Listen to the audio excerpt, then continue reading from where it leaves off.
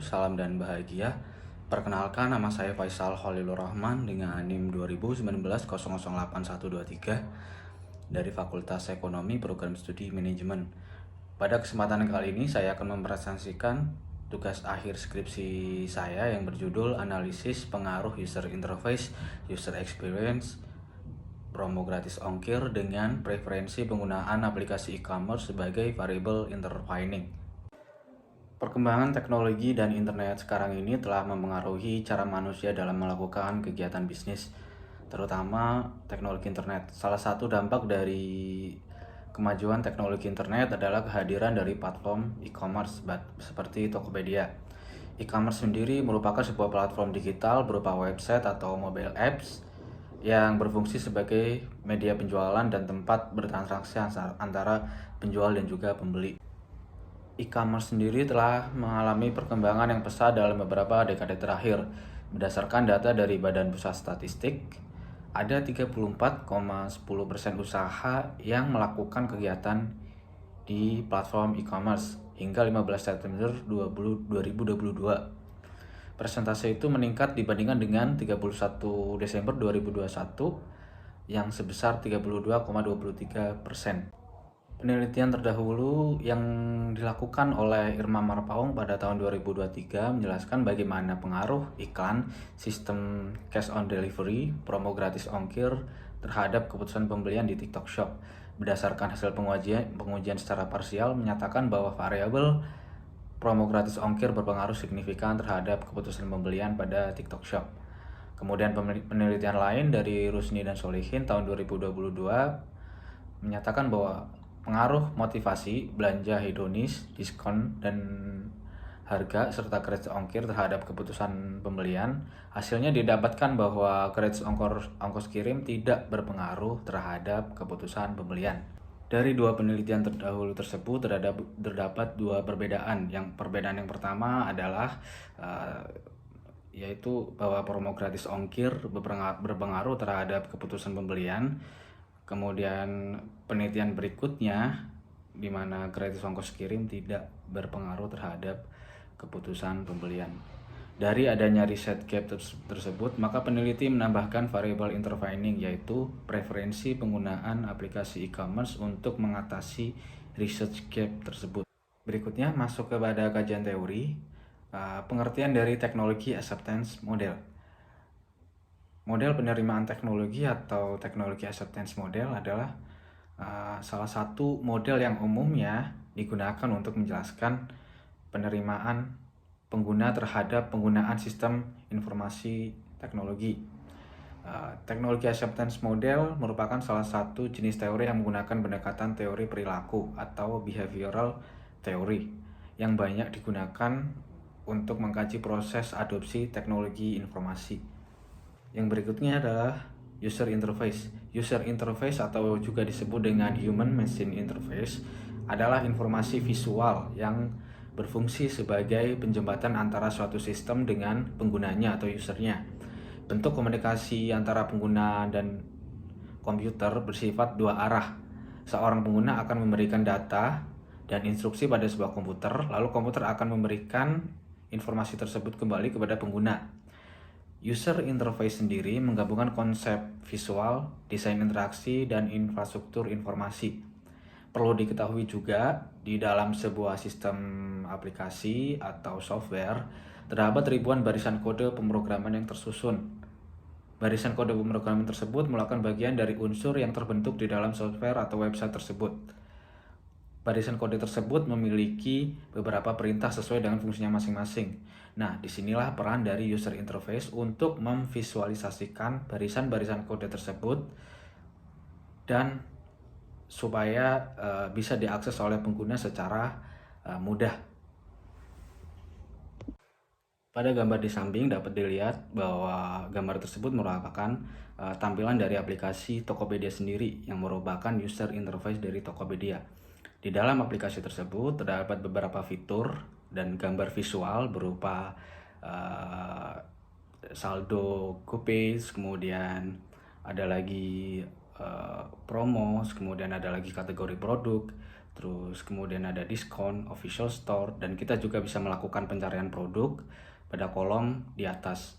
Itu semuanya adalah elemen visual yang ada di dalam aplikasi Tokopedia yang diciptakan agar pengguna bisa berinteraksi dengan sistem atau layanan secara mudah dan dapat dipahami. Berikutnya adalah user experience. User experience adalah pengalaman pengguna yang timbul ketika pengguna berinteraksi dengan suatu produk atau layanan, baik itu berupa website, aplikasi, software, maupun produk fisik dan sistem yang lain. Pengalaman ini dapat dilihat dari mudah atau tidaknya pengguna dalam mendapatkan apa yang pengguna inginkan dari suatu sistem tersebut. Pengalaman pengguna ini sangat penting dalam suatu perusahaan untuk dapat bertahan. User experience atau UX sendiri meliputi segala aspek dan interaksi pengguna dengan produk tersebut, mulai dari tampilan visual, fungsi, kemudahan akses, kecepatan, hingga emosi dari persepsi pengguna terhadap produk tersebut.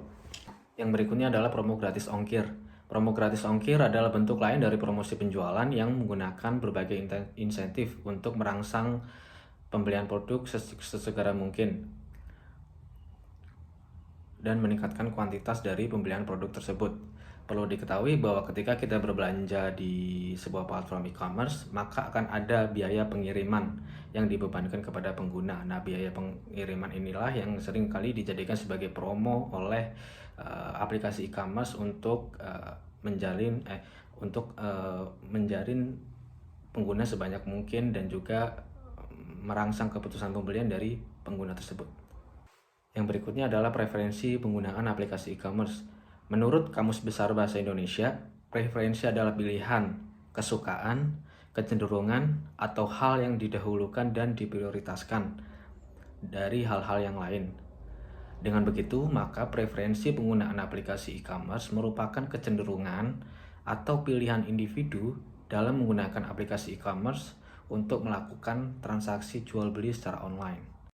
Yang berikutnya adalah keputusan pembelian. Keputusan pembelian merupakan salah satu bagian dari perilaku konsumen berupa tindakan yang secara langsung terlibat dalam usaha memperoleh, menentukan produk dan jasa, termasuk proses pengambilan keputusan yang mendahului dan mengikuti tindakan tersebut. Keputusan pembelian merupakan salah satu proses yang telah dimulai dari sebelum keputusan itu diambil hingga keputusan pembelian itu dilakukan. Berikutnya kita masuk ke dalam kerangka berpikir. Inilah gambar bagian dari kerangka berpikir penelitian saya. Hipotesis pertama dalam penelitian ini adalah di mana user interface berpengaruh terhadap preferensi penggunaan aplikasi e-commerce. Kemudian hipotesis kedua di mana user experience atau UX sebagai variabel X2 berpengaruh terhadap preferensi penggunaan aplikasi e-commerce. Kemudian di variabel yang ketiga yang merupakan variabel X3 yaitu promo gratis ongkir berpengaruh terhadap preferensi penggunaan aplikasi e-commerce. Kemudian di hipotesis keempat yaitu user interface berpengaruh terhadap keputusan pembelian. User experience berpengaruh terhadap keputusan pembelian dan promo gratis ongkir berpengaruh terhadap keputusan pembelian. Sementara untuk hipotesis ketujuh yaitu preferensi penggunaan aplikasi e-commerce berpengaruh terhadap keputusan pembelian. Selanjutnya kita masuk kepada metode penelitian. Jenis penelitian yang peneliti lakukan yaitu menggunakan jenis penelitian kuantitatif. Kemudian populasinya adalah populasi dalam penelitian ini adalah pengguna e-commerce Tokopedia yang berada di wilayah Yogyakarta. Kemudian untuk sampel penelitian ini diambil dengan menggunakan metode purposive sampling, yaitu metode pengambilan sampel yang dilakukan secara acak dengan tujuan tertentu. Untuk teknik pengumpulan data menggunakan kuesioner, yaitu berupa Google Form sebagai media pembuatan kuesioner tersebut, dan kuesioner tersebut disebar dengan menggunakan sosial media. Selanjutnya responden mengisi kuesioner tersebut dan data berhasil kami kumpulkan dan kami olah. Oke, yang berikutnya adalah analisa deskriptif. Analisa deskriptif yang kami lakukan dalam penelitian ini menggunakan penyajian data melalui presentase. Yang berikutnya adalah uji normalitas. Uji normalitas digunakan untuk mengetahui apakah populasi data yang terdistribusi itu normal atau tidak. Uji ini digunakan untuk mengukur data berskala ordinal, interval, dan rasio. Uji normalitas dilakukan menggunakan analisis p-plot. Selanjutnya adalah uji multikolinearitas.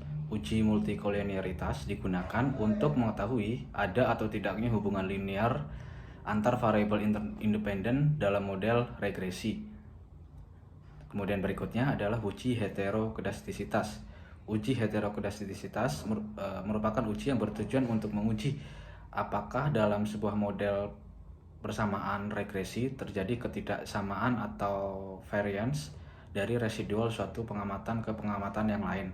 Model regresi yang baik adalah homokedastisitas atau tidak terjadi heterokedastisitas.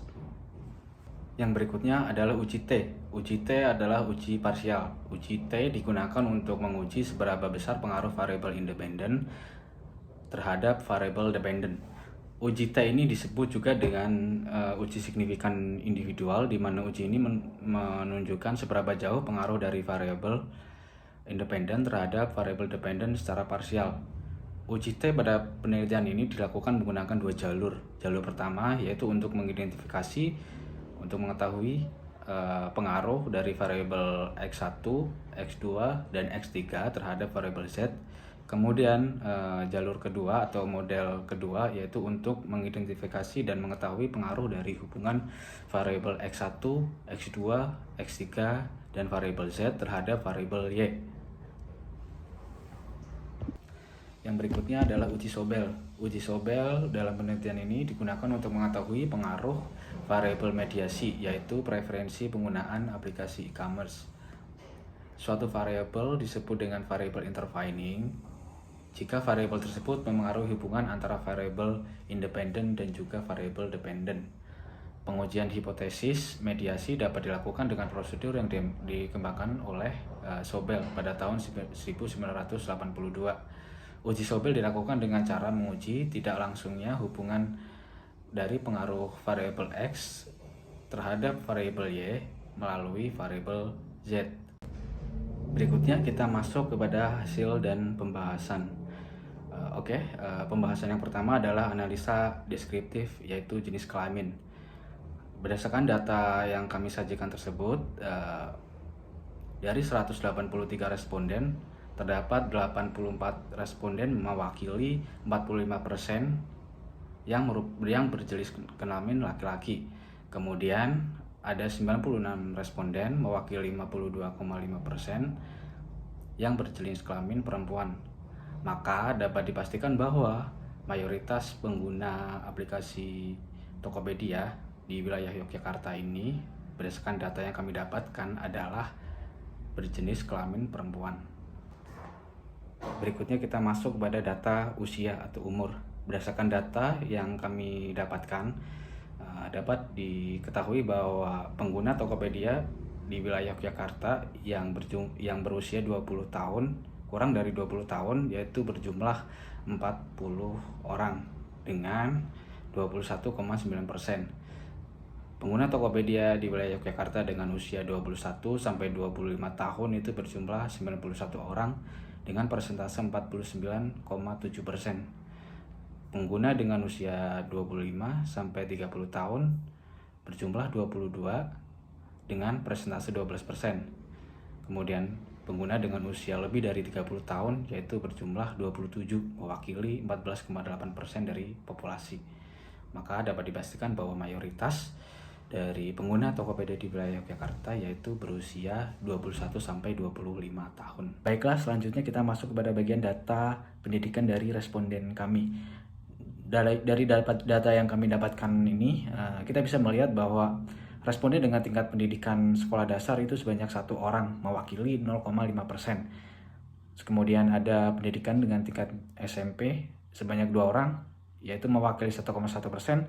Terus selanjutnya responden dengan pendidikan terakhir SMA itu sebanyak 108 orang, mewakili 59%. Kemudian responden dengan pendidikan D3 sampai S3 itu sebanyak 69 orang, mewakili 37,7%. Maka mayoritas pengguna user dari Tokopedia di wilayah Yogyakarta adalah responden dengan tingkat pendidikan terakhir SMA, yaitu sebanyak 108 orang.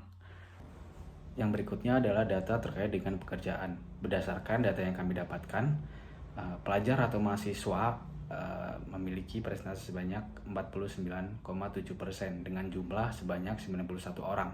Kemudian responden dengan pekerjaan PNS, TNI, dan Polri itu sebanyak 6 orang dengan persentase 3,3% dari total keseluruhan populasi. Kemudian yang berikutnya adalah responden dengan pekerjaan wirausaha itu sebanyak 12 orang, mewakili 6,6% dari total keseluruhan populasi. Kemudian responden dengan pekerjaan karyawan swasta itu sebanyak 56 orang dengan persentase 30,6%. Kemudian untuk ibu rumah tangga itu sebanyak 15 orang dengan persentase 8,2%. Maka dapat dipastikan bahwa mayoritas dari pengguna Tokopedia di wilayah Yogyakarta ini adalah pelajar atau mahasiswa.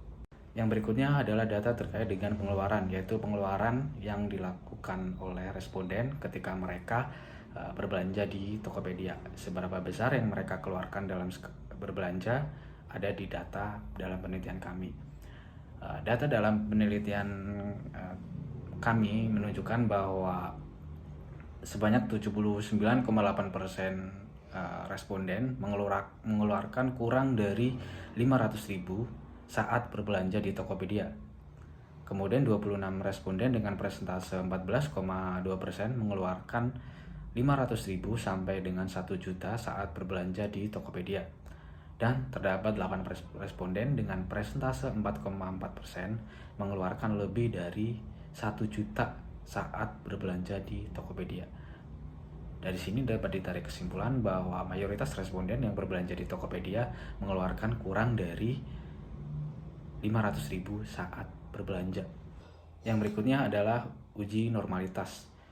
Uji normalitas yang kami lakukan itu menggunakan analisis p-plot. Pada grafik yang kami sajikan, terlihat bahwa titik-titik menyebar di sekitar garis diagonal dan mengikuti arah garis diagonal atau grafik dari histogramnya tersebut.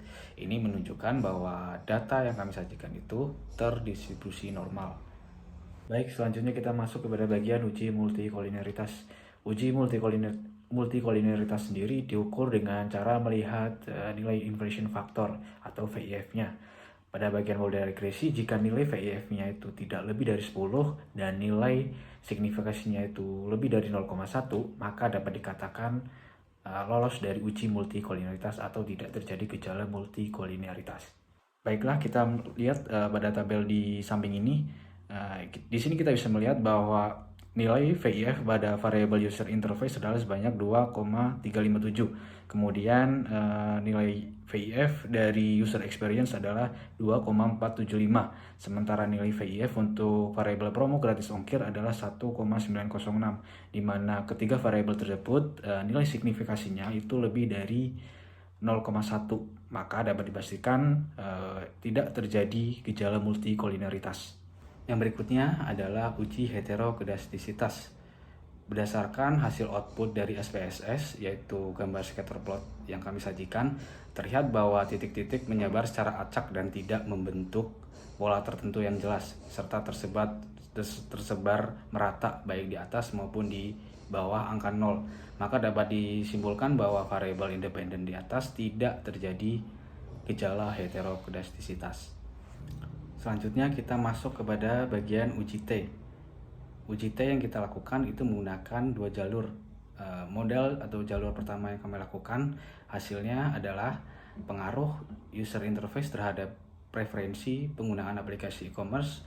Pada tabel yang kami sajikan terdapat bahwa variable user interface tidak berpengaruh secara signifikan terhadap variable Z atau preferensi penggunaan aplikasi e-commerce, dikarenakan nilai signifikasinya adalah 0,189, lebih besar dari 0,05, dan nilai T-nya adalah 1,319, lebih kecil dari 1,973. Dengan begitu, maka hipotesis pertama dalam penelitian ini itu ditolak. Yang berarti user interface itu tidak berpengaruh signifikan terhadap preferensi penggunaan aplikasi e-commerce. Kemudian yang kedua adalah pengaruh user experience terhadap preferensi penggunaan aplikasi. Pada tabel yang kami sajikan tersebut terlihat bahwa variable user experience berpengaruh terhadap preferensi. Ini dikarenakan karena nilai signifikasinya adalah 0,00. Ini lebih kecil dari 0,05 dan nilai T-nya adalah 4,824, lebih besar dari 1,973. Dengan begitu maka berarti hipotesis kedua dalam penelitian ini itu diterima, yang berarti user experience berpengaruh terhadap preferensi penggunaan aplikasi e-commerce. Kemudian yang berikutnya adalah promo gratis ongkir terhadap preferensi penggunaan aplikasi. Pada tabel yang kami sajikan tersebut, variabel promo gratis ongkir berpengaruh terhadap preferensi penggunaan aplikasi e-commerce.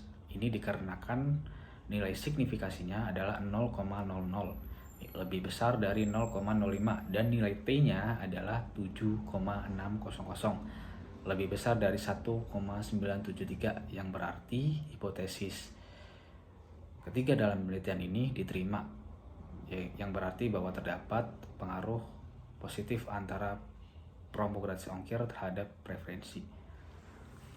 Selanjutnya kita masuk kepada bagian uji T yang kedua atau model kedua. Yang pertama, pengaruh user interface terhadap keputusan pembelian. Dari tabel yang kami sajikan tersebut, dapat dilihat bahwa nilai signifikasi untuk pengaruh user interface terhadap keputusan pembelian adalah 0,206, yang lebih besar dari 0,05. Dan nilai T hitung adalah minus 1,270, lebih kecil dari 1,973, sehingga dapat disimpulkan bahwa hipotesis keempat dalam penelitian ini ditolak, yang berarti tidak terdapat pengaruh user interface terhadap keputusan pembelian. Yang berikutnya adalah user experience terhadap keputusan pembelian. Data dalam penelitian kita menunjukkan bahwa nilai signifikasi untuk pengaruh user experience terhadap keputusan pembelian adalah 0,003, lebih kecil dari 0,05, dan nilai T tabelnya adalah 3,040, lebih besar dari 1,973, yang dapat disimpulkan bahwa hipotesis kelima dalam penelitian kami itu diterima, yang berarti terdapat pengaruh positif antara user experience terhadap keputusan pembelian. Selanjutnya adalah pengaruh promo gratis ongkir terhadap keputusan pembelian. Berdasarkan data yang kami tunjukkan tersebut, untuk pengaruh promo gratis ongkir terhadap keputusan pembelian, nilai signifikasinya adalah 0,008, lebih kecil dari 0,05, dan nilai T tabelnya adalah 2,694, lebih besar dari 1,973, sehingga dapat disimpulkan bahwa hipotesis ke-6 dalam penelitian ini itu diterima, yang berarti promo gratis ongkir berpengaruh positif terhadap keputusan pembelian. Yang berikutnya adalah pengaruh dari preferensi penggunaan aplikasi e-commerce terhadap keputusan pembelian. Data yang kami dapatkan, nilai signifikasi untuk pengaruh preferensi penggunaan aplikasi e-commerce terhadap keputusan pembeliannya adalah 0,00, lebih besar dari 0,05, dan nilai T tabelnya adalah 8,302, lebih besar dari 1,973, sehingga hipotesis ketujuh diterima, yang berarti terdapat pengaruh positif antara preferensi penggunaan aplikasi e-commerce terhadap keputusan pembelian. Baik, selanjutnya kita masuk kepada bagian uji Sobel. Uji Sobel itu bertujuan untuk mengetahui ada atau tidaknya hubungan tidak langsung antara variabel independen dan variabel dependen melalui variabel intervening. Baiklah, data yang kami dapatkan, hasil uji Sobel model pertama terlihat bahwa variabel preferensi penggunaan aplikasi e-commerce tidak mampu memediasi hubungan antara pengaruh user interface terhadap keputusan pembelian karena nilai pada two-tiled probability-nya adalah 0,1972 lebih besar dari 0,05. Lalu uji Sobel model kedua terlihat bahwa variabel preferensi penggunaan aplikasi e-commerce secara signifikan dapat memediasi pengaruh antara user experience atau sebagai variabel X2 terhadap keputusan pembelian, yaitu variabel Y, karena nilai two-tiled probability-nya adalah 0,0000 lebih kecil dari 0,05. Selanjutnya, uji Sobel model ketiga dapat kita simpulkan bahwa variabel preferensi penggunaan aplikasi e-commerce secara signifikan dapat memediasi pengaruh antara variabel promo gratis ongkir terhadap keputusan pembelian karena bernilai 0,00000 lebih kecil dari 0,05. Berdasarkan penelitian yang kami lakukan, dapat ditarik kesimpulan bahwa kesimpulan yang pertama, user interface itu tidak berpengaruh positif terhadap preferensi penggunaan aplikasi e-commerce. Kemudian, user experience berpengaruh positif terhadap preferensi penggunaan aplikasi e-commerce Tokopedia di wilayah Yogyakarta.